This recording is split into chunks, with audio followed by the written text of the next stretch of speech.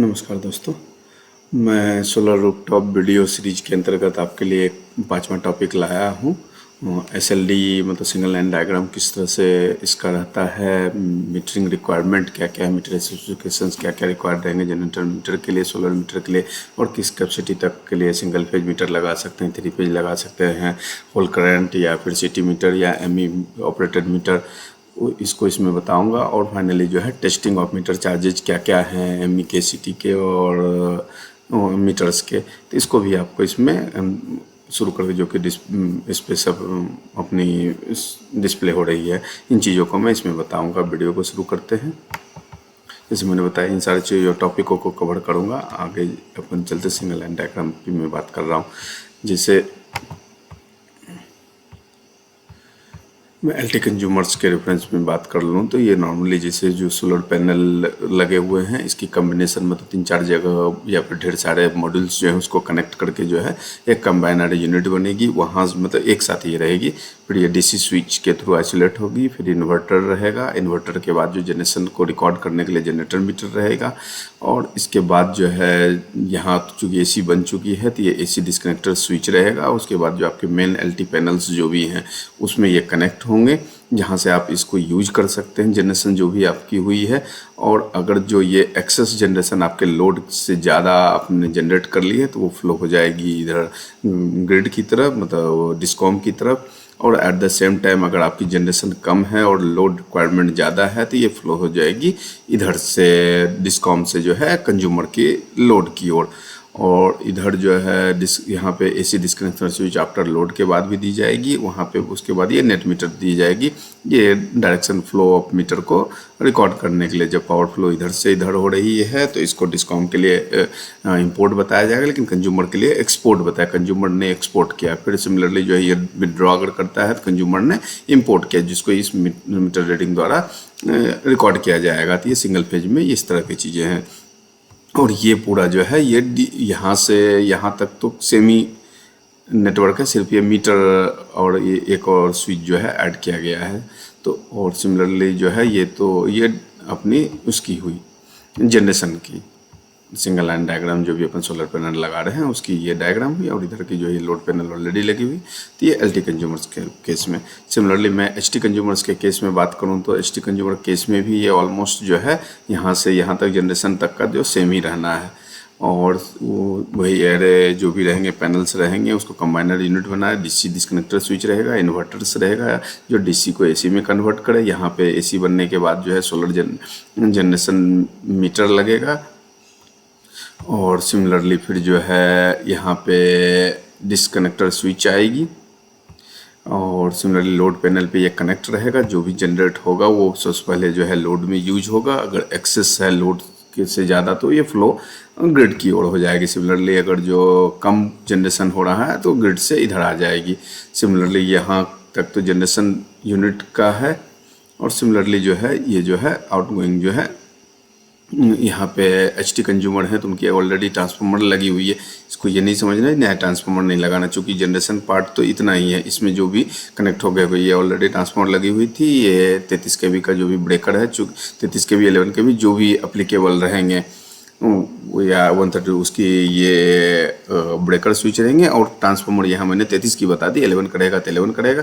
मैंने HT consumers को difference में बताया है। तो जो भी ट्रांसफार्मर ऑलरेडी लगी हुई है तो उसमें कुछ भी चेंज नहीं होना, सिर्फ ये मीटर्स जो है उसके अकॉर्डिंग जो है 33 करेगा 11 करेगा उसके अकॉर्डिंग जो है ये मीटर्स जो है सोलर नेट मीटर लगेंगे। और पावर जब भी रिक्वायर्ड रहेगी तो इधर से इधर फ्लो होगी और उसको ये रिकॉर्ड कर लेगा दोनों तरफ के उसको ये सोलर नेट मीटर। सिमिलरली मैं इसमें कुछ रिकमेंडेशन आपको करूंगा। जो आप जनरेट जो भी वोल्टेज करें, जो भी सोलर पावर करें, उसको किस लेवल पे आप कनेक्ट करें, कनेक्टिविटी क्या रखनी चाहिए आपको, एचटी पे कनेक्ट कर लें कि एलटी पे कनेक्ट। इससे रिलेटेड मैं 1-2 चीज़ आपको दोनों ग्रॉस मीटरिंग और नेट मीटरिंग में बताऊंगा। जैसे नेट मीटरिंग और ये ग्रॉस मीटरिंग में, तो इसमें क्या रहता है, जो भी सोलर जनरेशन रहती है वो connected output of the consumer meters जो भी रहते हैं, कंज्यूमर मीटर के आउटपुट साइड में ये कनेक्ट होता है ताकि वो लोड को पहले यूज जो है लोड की तरफ हो जाए और उसके बाद जो बचे वो इधर आए। तो ये सोलर नेट मीटर में ही होता है। ग्रॉस मीटरिंग में क्या होता है, जो मीटर्स जो भी रहते हैं जनरेशन वो कंज्यूमर मीटर के इनपुट साइड में मतलब डिस्कॉम साइड में ये कनेक्ट होते हैं। मतलब जो भी जनरेट होगा सबसे पहले जो है डिस्कॉम उसको जो है बाय करेगी, उसके बाद जो है फिर जो है कंज्यूमर उसको विड्रॉ करेगा, वो कंज्यूमर मीटर से वो रिकॉर्डेड होगी। तो ये मीटर हमेशा जो है यूनिडायरेक्शनल होते हैं, और ये मीटर जो है बाई डायरेक्शनल होते हैं, जो दोनों तरफ के इन और आउट दोनों को करेगा। और ये जनरेशन मीटर जो भी रहेगा वो भी यूनिडायरेक्शनल है, और कंज्यूमर बिल मीटर जो भी रहेगा ये भी यूनिडायरेक्शनल मीटर रहता है। सिमिलरली मैं इसमें बात करूँ जो इसमें मल्टीपल इंजेक्शन अलाउड है। मल्टीपल इंजेक्शन मतलब आपकी किसी फैक्ट्री में है और 5-7 आपकी बिल्डिंगें हैं, वहाँ पे आप जनरेट कर रहे हैं, और सबको कंबाइंड करके एक इंजेक्शन पे अगर लेके आएंगे, तो एक इंजेक्शन पे लेके आने से वो आपकी रहेगी जो वोल्टेज लेवल उसकी केबल और उसके कैपेसिटी के अकॉर्डिंग जो है आपको वोल्टेज लेवल भी इंक्रीज करनी पड़ सकती है। और सिमिलरली जो है उसको कंबाइन करके मतलब उसको लाना और फिर उसी बिल्डिंग में लोड में यूज करना वो प्रैक्टिकल नहीं है। तो आप ये करें जो भी आप जनरेट करें तो उसी बिल्डिंग में अगर हैं तो उस पर एलटी पैनल पे आप कनेक्ट कर सकते हैं। इसके लिए आपको नंबर ऑफ जनरेशन मीटर और इन्वर्टर आपको जो है एक्सेस, ये जितनी आप मल्टीपल इंजेक्शन करेंगे उतने आपके इंक्रीज होते रहेंगे, उससे आपकी कॉस्ट में थोड़ी सी फर्क आ जानी है। सिमिलरली इसमें मैं बात करूं तो इसमें मल्टीपल इंजेक्शन अलाउड नहीं है, क्योंकि डिस्कॉम में ये वन साइड ही कनेक्ट होना रहता है, कंज्यूमर एंड पे कनेक्ट नहीं होता है, तो ये हमेशा डिस्कॉम के साइड में ही कनेक्ट होगा। तो इसमें मल्टीपल इंजेक्शन आप नहीं कर सकते हैं। इसमें एक ही जो है आपको जनरेशन मीटर और एक ही इन्वर्टर लगना है, और बाकी मीटर्स जो है कंज्यूमर मीटर तो ऑलरेडी वही का जो पहले लगे हुए हैं उससे काम चल सकता है। सिमिलरली मैं बात करूं जो यही मैंने बताया जो इसमें जो ऑलमोस्ट आप जब भी कोशिश करें तो मैक्सिमम एलटी लेवल पे ही कनेक्ट करें। मैंने उसी लॉस के टर्म्स में बताया, अगर जब तक आपके पास जो कैसा इक्विपमेंट नहीं हो जो एचटी पे वर्क करता हो, अगर एलटी पे वर्क करने वाले सारे आपके हैं इक्विपमेंट्स, तो आप एज रिकमेंडेड मल्टीपल इंजेक्शन करके भी जो है उसको एलटी पे कनेक्ट करें। नहीं तो क्या होगा, जो आपने कंबाइन करके कुछ 500 किलोवाट का बना दिया और 500 किलोवाट को आप चाहेंगे जो मैं एचटी पे कनेक्ट करूँ, तो इसमें क्या होगा जो 2 बार आपकी ट्रांसफॉर्मेशन लॉस हो जाएगी। एक बार आपने उसको स्टेप अप करके एचटी साइड में कनेक्ट करने की बात की, और सिमिलरली फिर वो ट्रांसफार्मर के थ्रू जो है आपके जो मेन ट्रांसफार्मर लगे उसके थ्रू 2 ट्रांसफॉर्मेशन लॉस हो जाएंगे। तो आप इसको देखते हुए एज पॉसिबल एज उसको एलटी पे ही कनेक्ट करें, और जब तक एचटी पे रिक्वायर्ड नहीं हो तब तक एचटी पे उसको ना करें। सिमिलरली जो है जनरेशन वोल्ट, लेकिन जनरेशन वाली जो है ग्रॉस मीटरिंग में इसमें जो भी जनरेट होगी ये आपके कनेक्शन वोल्टेज पर डिपेंड करेगा। कनेक्शन वोल्टेज आपका जो है, चूंकि आपको कंज्यूमर के इनपुट साइड में तो डिस्कॉम साइड में कनेक्ट करना है, तो कनेक्शन वोल्टेज आपकी जो भी रहेगी 3 फेज रहेगी, मतलब इसमें 11 kV की रहेगी, 33 kV की 130, को आपको उसके अकॉर्डिंग जो है ट्रांसफॉर्मर ला के स्टेप अप करना पड़ेगा। तो ये एडिशनल कॉस्ट आपके जो है एचटी कंज्यूमर के केस में ये आ सकते हैं। तो इसमें प्रैक्टिकली ये है जो आप एज पॉसिबल एज जो है आप नेट मीटरिंग से ही करें। अगर जब तक आपको 500 किलोवाट तक के नीचे का आपको परमिसिबल है नेट मीटरिंग, तो आप नेट मीटरिंग के थ्रू करें। ग्रॉस मीटरिंग में एडिशनल कॉस्ट भी आएंगे, और इसमें जो है फाइनेंशियल बेनिफिट जो है नेट मीटरिंग में है, क्योंकि जो भी पेबल अमाउंट जनरेशन में होना है, जो सेटलमेंट के लिए होना है, तो वो आपको जो है डिस्कवर रेट पे मिलेगी, और विड्रॉवल जो है आपको जो है टैरिफ रेट पे मिलेगी। तो उसका जो अंतर रहेगा वो इसमें ह्यूज आ जाना है। जबकि इस केस में क्या है, जो वो यूनिट सेटलमेंट होता है पूरे विद इन द पीरियड, तो नॉर्मली उसी टैरिफ रेट पे आपको एनर्जी चार्ज मिल जानी है। तो इसमें जो है फाइनेंशियल भी जो है नेट मीटरिंग में फ़ायदा है। तो आप चाहें तो नेट मीटरिंग में ही कोशिश करें करने का, जब तक ज़रूरत ना हो ग्रॉस मीटरिंग करने का। सिमिलरली मैं बात करूँ आगे, जो मेरा ये जो चूँकि उसकी केबल की और बाकी कैपेसिटी की, जैसे एमपी के केस में 112 किलोवाट तक एलटी माना जाता है, तो आप कोशिश ये करें नहीं, इसमें तो वही है जो आप एलटी को वो 112 किलोवाट तक के जो है उसको एलटी पे ही कनेक्ट करें। अगर सिंगल इंजेक्शन कर रहे हैं तो उससे ऊपर है तब वो आप कर सकते हैं, लेकिन इसमें यह है जो आप मल्टीपल इंजेक्शन के थ्रू कर सकते हैं। और इसमें जो है चूँकि जितने इंजेक्शन करेंगे उतने इन्वर्टर और सोलर जनरेटर मीटर आपको रिक्वायर्ड रहेगी, वो मैंने बताया। इसमें जो है नेट मीटर ऑलवेज कनेक्ट जो भी होगा नेट मीटर, उसकी स्पेसिफिकेशन हमेशा आपके कनेक्शन वोल्टेज पर डिपेंड करेगा। जैसे आपने एचटी कंज्यूमर है तो वहाँ पे नेट मीटर्स, चूँकि मीटर भी ओरिजिनल कंज्यूमर के लिए जो लगे हुए थे वोल्टेज स्पेसिफिकेशन से लगे हुए थे, तो आपके नेट मीटर भी जो है वोल्टेज स्पेसिफिकेशन से ही लगेंगे। और सिमिलरली इस मीटर के लिए भी वो भी बताया जो मैंने, इसमें जो जनरेशन मीटर रहेगी वो वोल्टेज स्पेसिफिकेशन से लगेगी, जो वोल्टेज रहेगी उसी वोल्टेज से लगेगी। और इसमें जो कंज्यूमर्स मीटर हैं वो जो है आपकी जो है और पहले से जो लगी हुई है कनेक्शन वोल्टेज के हिसाब से उससे काम चल जाए। इसमें जनरेशन मीटर आप जहाँ कनेक्ट कर रहे हैं, एलटी पे कनेक्ट कर रहे हैं तो एलटी के अकॉर्डिंग होगा, एचटी पे कनेक्ट कर रहे हैं तो कनेक्टिविटी आपके एचटी के अकॉर्डिंग जनरेशन मीटर रहेगा। तो इसमें अगर एलटी पे करेंगे तो ये हमेशा एलटी वोल्टेज पे ही नॉर्मली प्रेफर करना चाहिए और उसी पे कनेक्ट कर जब तक व्हेनेवर रिक्वायर्ड ना रहे। इन चीज़ों को मैंने बताया आपको। आगे मैं आपको जो है मीटरिंग स्पेसिफिकेशन से रिलेटेड मीटरिंग कॉस्ट, मतलब पहले तो मीटरिंग स्पेसिफिकेशंस क्या क्या हैं वो बताऊंगा, फिर जो है उसके जो है चार्जेज के बारे में बताऊंगा। जैसे नहीं इसमें हाँ, इसको मैं बताना चाह रहा हूँ जो इसमें जो भी रेगुलेशन में क्या दिए हुए हैं, मीटरिंग कॉस्ट कौन वेयर करेगा, टेस्टिंग का कौन करेगा और मीटर डिफेक्टिव होने पे कौन करेगा, उसको मैं बताने का प्रयास करूँगा। एग्जिस्टिंग मीटर जो भी in case of net metering arrangement जो भी रहेगा वो रिप्लेस किया जाएगा बाई डायरेक्शन मीटर पे विथ कॉस्ट ऑफ कंज्यूमर किया जाएगा।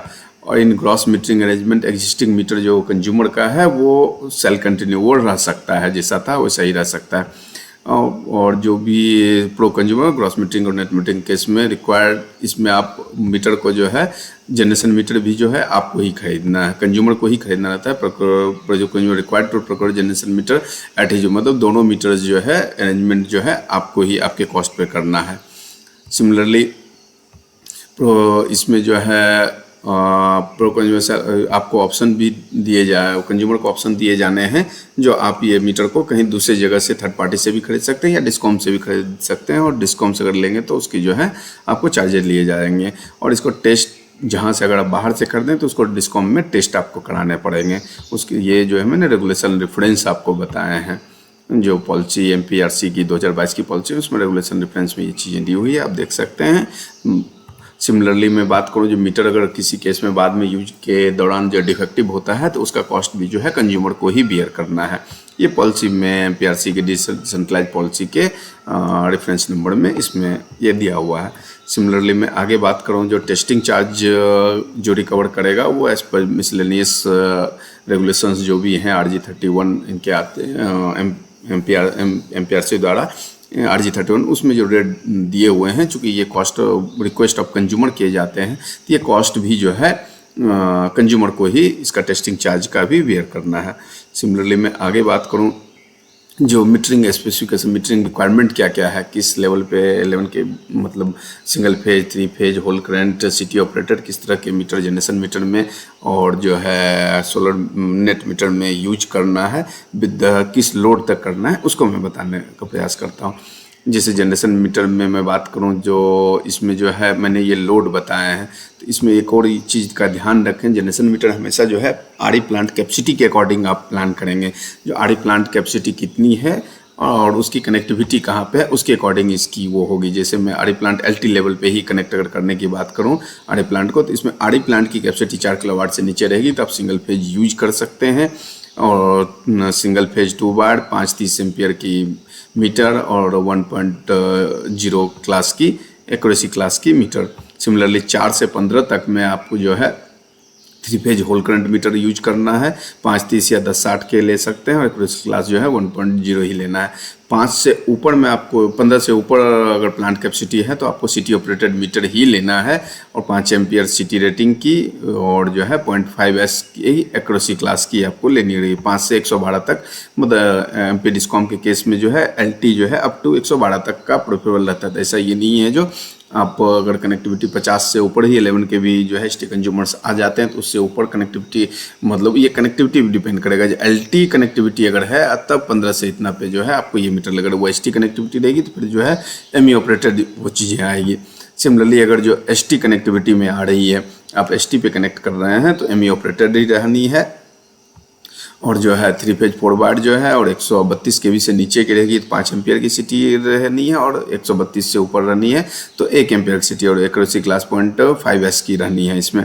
सिमिलरली अगर जो रिन्यूएबल प्लांट आप स्टोरेज के साथ लगा रहे हैं तो स्टोरेज मतलब ये जो डीसी आप स्टोरेज का लगा रहे हैं तो डीसी चूँकि स्टोर कर रहा है तो आपको इस केस में जो है जनरेशन मीटर जो है डीसी की आपको लेनी पड़ेगी। और डीसी मतलब वो एसी जनरेशन मीटर से पहले नहीं, मतलब जो भी जनरेट हुआ पहले ही इन्वर्टर से पहले आपको उसको रिकॉर्ड करना, बैटरी में जाने से पहले आपको रिकॉर्ड करना रहेगा कितनी आपने जनरेट की है। तो इस केसेस में आपको जो है ये स्पेसिफिकेशन 0.1S के और जो है सिंगल फेज 2 वायर आप उसमें यूज कर सकते हैं। ये तो सिंगल फेज फेज 2 वाट में डीसी जो कि जनरेट हो रही है, तो आप इसको यूज कर सकते हैं। ये जनरेशन मीटर की स्पेसिफिकेशन है। सिमिलरली मैं बात करूं जो सोलर नेट मीटर की स्पेसिफिकेशन की बात करूं, तो इसमें आप ये ध्यान रखेंगे जो हमेशा जो है सेंसन लोड और कॉन्ट्रैक्ट लोड को कंसिडर करेंगे। अगर कॉन्ट्रैक्ट डिमांड वाले कंज्यूमर हैं तो आपको कुछ लोड जो मैं यहाँ बता रखा हूँ वो उसके कॉन्ट्रैक्ट लोड के अकॉर्डिंग जो है आपको लगाने हैं। सिमिलरली अगर सेंसन लोड बेस्ड टैरिफ के कंज्यूमर हैं तो आपको सेंसन लोड को ध्यान में रखना है। इसमें यह ध्यान रखना है प्लांट कैपेसिटी से नहीं बताना है। इसमें जो भी लोड आप मीटर को सिलेक्ट करेंगे उसके सेंसन या कॉन्ट्रैक्ट लोड के बेस पे करेंगे। जैसे एलटी कंज्यूमर्स जो भी एलटी कनेक्टिविटी अगर हो रही है तो इसमें 5 किलोवाट से नीचे तक में आप सिंगल फेज लगा सकते हैं और 530 का और 0.1 एस के लगा सकते हैं।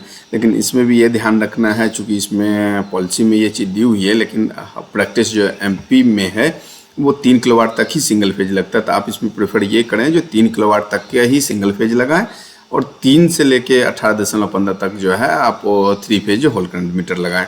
इसमें इस चीज़ को थोड़ा सा मॉडिफिकेशन आप कर सकते हैं। ऐसा नहीं जो सिंगल पेज आप यहाँ, क्योंकि ऑलरेडी जो वहाँ कंज्यूमर पे लगा हुआ होगा 3 फेज से 3 किलोवाट और उससे ऊपर पे 3 फेज के लगे होंगे, फिर आप उस पर सिंगल फेज जो है नहीं लगा पाएंगे। तो इसलिए आप कोशिश ये करें जो इसको 3 फेज पे ही लगाएं 3 किलोवाट से ऊपर पे। सिमिलरली 3 से 18.65 तक जो अगर जो उसकी सेंसन या कॉन्ट्रैक्ट लोड रहेगी तो आपको 3 फेज के लगाने 530 या 1060 का लगाएं और इसको जो है 0.1 एक्यूरेसी क्लास के आप मीटर लगाएंगे।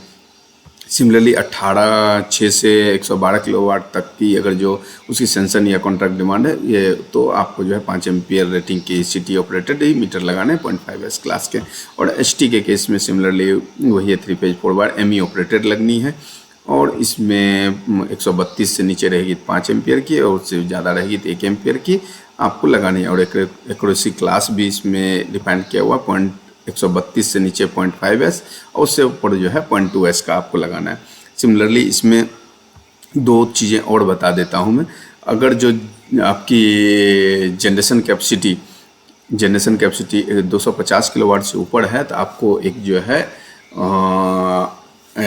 एडिशनल चेक मीटर भी लगाने पड़ेंगे। और चेक मीटर मतलब चेक अगर एचटी पे कनेक्टिविटी हो रही कंज्यूमर अगर 250 के हैं दैट मीन्स कंज्यूमर भी एचटी का होगा, क्योंकि एमपी में 112 किलोवाट तक के ही जो हैं दिए जाते हैं एलटी पे। तो 200 उस पर आपको जो है एडिशनल एमई की रिक्वायरमेंट रहेगी, मतलब एडिशनल मीटर चेक मीटर। तो एक और 2 इसमें जो है नेट मीटर्स जो हैं 2 नेट मीटर्स लगेंगे इसके केस में। और एक एग्जिस्टिंग एमई तो इस पर वर्क कर सकती है, दूसरी एमई जो रहेगी आपको एडिशनल एक और दूसरा एमई आपको टेस्टिंग और परचेज करनी पड़ेगी। सिमिलरली अगर जो टीओडी कंप्लाइंट मीटर है तो आपको नेट मीटर्स भी जो हैं टीओडी कंप्लाइंट वाले ही रखने हैं। और एमआर कंपेटेबल अगर जो कंज्यूमर है एलटी में 10 किलोवाट से ऊपर नॉर्मली एमआर कंपेटेबल है तो आपको 10 किलोवाट से ऊपर लगाना है। इसमें मैं एक चीज़ और ये बताना रह गया था, जैसे जनरेशन मीटर में नॉर्मली जो है ये जो 4 किलोवाट से नीचे में सिंगल फेज और 4 से 15 में आप 3 फेज, तो इसमें आप इस चीज़ को एग्जम्प्ट भी कर सकते हैं, क्योंकि इसमें जो ऑलरेडी इसमें यह है जो इन्वर्टर पे लगा हुआ रहता है तो उसको 15 किलोवाट तक जनरेशन कैपेसिटी तक जो है आप इन्वर्टर पर मीटर से आप वर्क कर सकते हैं। उससे ऊपर पे ही आप जो है ये सिटी ऑपरेटेड लगाएं, मतलब जनरेशन मीटर जब भी लगेगी तो सिटी ऑपरेटेड ही लगेगी, ये आप एग्जम्प्ट कर सकते हैं इन्वर्टर पर लगे हुए में। इस चीज़ को मैंने यहाँ पे बताया आपको। सिमिलरली ये मैंने बताया जो solar check solar net meter required रहेगा, मतलब मीटर रिक्वायर्ड रहेगा अगर आर कैपेसिटी जो है 250 किलोवाट पीक से ज़्यादा रहेगी। और सिंपली अगर टीओडी कंप्लायंस के हैं या एमआर कंपेटेबल मीटर हैं तो आपको वही एमआर कंपेटेबल मीटर और टीओडी कंप्लायंस के ही मीटर जो हैं जनरेशन नेट मीटर में लगाने हैं। सिमिलरली मैं आगे बात करूं जो टेस्टिंग चार्जेज क्या क्या लिए जाते हैं, ये तो मैंने वो मीटर की स्पेसिफिकेशन बताई थी, उसके डिटेल जो पॉलिसी में दिए हुए हैं क्या स्पेसिफिकेशन रहना उसकी बात मैंने की, यहाँ पे जो इसकी बात मैं कर चुका हूँ। सिमिलरली मैं आगे बात करूँ जो टेस्टिंग चार्जेज आपसे क्या लिए जाएंगे, मैंने चीज़ों को डिटेल में ऑलरेडी पहले ही बता दिया। तो इसकी अगर बात करें जैसे जनरेशन का है और number of generation meter equal to जितनी इंजेक्शन आप करेंगे उतने आपको जनरेशन मीटर की रिक्वायर्ड रहेगी। सिमिलरली सीटी पर generation meter if RE plant capacity 15 kilowatt से ऊपर है तो आपको सिटी ऑपरेटेड ही लगाने हैं, और सिटी ऑपरेटेड लगाने हैं तो आपको पर जो है 4 सिटी जो है 3 फेज के लिए और एक जो है न्यूट्रल के लिए 4 सिटी आपको लगेंगे और इसके रेट जो हैं ये 2000 से टेस्टिंग चार्ज लिए जाएंगे। सिमिलरली मैंने जनरेशन मीटर की बात की जो, तो इसके 1680 रुपये पर इंजेक्शंस जो हैं आपको 1680 रुपये ये लिए जाएंगे टेस्टिंग चार्ज में। सिमिलरली मैं बात करूं जो सिटी फॉर नेट मीटर के लिए जो भी रहेंगे, नेट मीटर में जो है ये 18 किलोवाट से ऊपर में सिटी ऑपरेटेड मीटर आएगी, तो वो भी नंबर्स जो भी रहेंगे वो 4 आपको लेने रहेंगे। और ये चूँकि एक ही ये उस केस में जहाँ पे 250 किलोवाट से ऊपर रहेगा तो वहाँ पे आपको जनरेशन मीटर भी, ये सोलर नेट मीटर भी 2 लगाने पड़ेंगे, तो आपको इस चीज़ का ध्यान रखना। और चेक मीटर रिक्वायर्ड मतलब वही आर कैपेसिटी 250 से ऊपर है तो एक चेक मीटर जो है और ये चेक मीटर और एक रिक्वायर्ड रहेगी। सोलर मीटर तो मैंने ये बता दिया 1680 एक सोलर मीटर लगना है और 250 से ऊपर पे एक और जो है सोलर मीटर लगना है। और सिटी जो रहेगी इसके अकॉर्डिंग जितनी जो है सोलर मीटर है उतने के हिसाब से 18 किलोवाट से ऊपर है तो इतना, उससे नीचे अगर है तो वो जो है उससे नीचे रहेगा तो ये भी एप्लीकेबल नहीं रहेगा, सिर्फ सोलर नेट मीटर्स जो रहेंगे वो इस पर आ जाएंगे। सिमिलरली बात करूं जो रेटिंग ऑफ चेक एमई जो रहेगी उसकी रेटिंग जो है उसकी हाईएस्ट रिकॉर्डेड सिटी जो पिछले साल की होगी आप उसके अकॉर्डिंग उसको जो है आप लगाएं ताकि जो है वो सेचुरेट एमई ना हो सके, इसलिए आप हाईएस्ट रिकॉर्डेड पे उसके कॉन्ट्रैक्ट या फिर सेंसन पे ना नहीं, कॉन्ट्रैक्ट सेंसन या फिर जो है हाईएस्ट रिकॉर्डेड जो भी हाईएस्ट हो उसके अकॉर्डिंग आप एमई की जो है रेटिंग बताएं। इसके चार्जेस जो हैं ये 5000 नॉर्मल लिए जाएंगे और इनफैक्ट ये 5000 तब लिए जाएंगे अगर सिटी आप एमई ला के और एमपीवी डिस्कॉम के लैब में टेस्ट करा लेंगे तो सिर्फ आपको 5000 लगने। अगर आप जो किसी वेंडर के प्रोमाइसिस पे जाके उसको टेस्ट करने की बात करेंगे तो एम्प्लॉय का जो भी वेजेज होगा टीएडीए जो है टेस्टेड में वो आपसे लिए जाएंगे। Similarly rating of check metre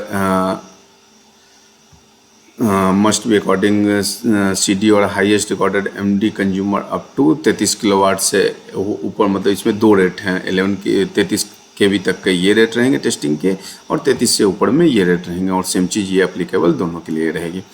और इसमें एक और चीज़ मैंने बताया, चूँकि चेक मीटर अगर 250 किलोवाट से ऊपर पे लगेगी तो आपको जो है इसमें चेक एमई की भी रिक्वायरमेंट रहेगी और इसके लिए जो रहेगी एमई की ये टेस्टिंग की बात होगी, इसके लिए आपको एक डीपी भी बनाने रहेगी। तो जब ये आपके सेंसर लेटर हो तो पैरेलली में जो है इसके लिए आपको जो है कंसर्न डिवीजन से एस्टिमेट सेंसन करा के आपको एडिशनल जिस पे एमई रखी जाए वो डीपी बनानी पड़ेगी और उसका फाइनल जो है कंप्लीशन सर्टिफिकेट में आपको ये भी बतानी पड़ेगी जब उसको एमई डीपी को जो है अपन ने वहाँ पे बना लिया है और फाइनल सर्टिफिकेट में उसको जो है टेस्ट कराने के बाद एमई को उस पर इंस्टॉल करके रहना रहेगा ताकि जो है आप नेट मीटर का एक लिए रिक्वेस्ट दे सकते हैं। इससे रिलेटेड मैं इतनी टॉपिकों को कवर कर रहा हूँ सोलर रूफटॉप वीडियो सीरीज में, आप इस पे बने रहें। इसमें मैं अभी फ़िलहाल जो है इंस्टॉलेशन एसएलडी कनेक्टिविटी मीटरिंग और टेस्टिंग चार्जेस से रिलेटेड आपको इस वीडियो में बताया। इससे रिलेटेड और भी कुछ आपको समझ में ना आया हो या फिर कुछ और चीज़ें बताने के लिए शेष रह गया हो तो आप मुझे वीडियो कमेंट पे लिख सकते हैं, बता सकते हैं। मुझे जब भी समय रहेगा मैं आपको ज़रूर उत्तर दूँगा। Thank you.